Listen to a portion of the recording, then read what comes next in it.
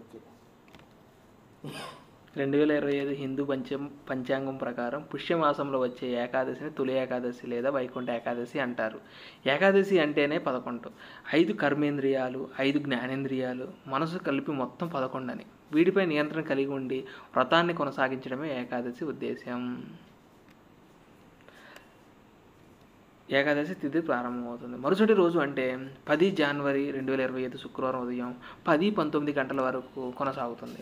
ఉదయం తిథి ప్రకారం జనవరి 10న వైకుంఠ ఏకాదశిని జరుపుకుంటారు.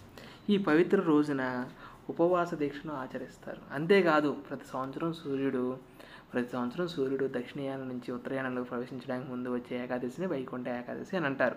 పురాణాల ప్రకారము శ్రీ విష్ణుమూర్తి గరుడ వాహనంపై ముల్లోకాల నుంచి ముక్కోటి దేవతలతో కలిసి భూలోకంలోకి అడుగుపెట్టి భక్తులందరికీ దర్శనమిస్తారు. అందుకే ఈ ఏకాదశిని ముక్కోటి ఏకాదశి అంటారు. వీటి గురించి అష్టాదశ పురాణాల్లో స్పష్టంగా వివరించబడింది. ఈ పవిత్రమైన రోజున స్వర్గానికి మార్గం తెరుచుకుంటుందని చాలామంది విశ్వాసం. తిరుమలతో పాటు అనేక ఆలయాలలో ఉత్తర ద్వారం గుండా భక్తులకు ప్రత్యేక దర్శన సౌకర్యం కల్పిస్తారు. ఈ సందర్భంగా ముక్కోటి ఏకాదశి వేళ శ్రీవారి ఆలయంతో సహా ఇంకా ఏ దేవాలయం సందర్శించుకోవాలని పూర్తి వివరాలను ఇప్పుడు తెలుసుకుందాం.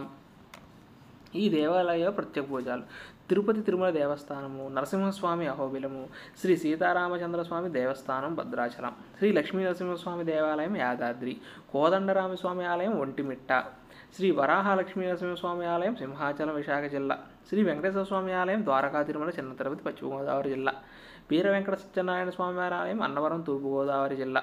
ముక్కోటి ఏకాదశి రోజున ఈ ఆలయాల్లో ఏదో ఒక దేవాలయానికి వెళ్ళి స్వామివారిని దర్శించుకోవడం వల్ల విశేష ప్రయోజనాలు కలుగుతాయని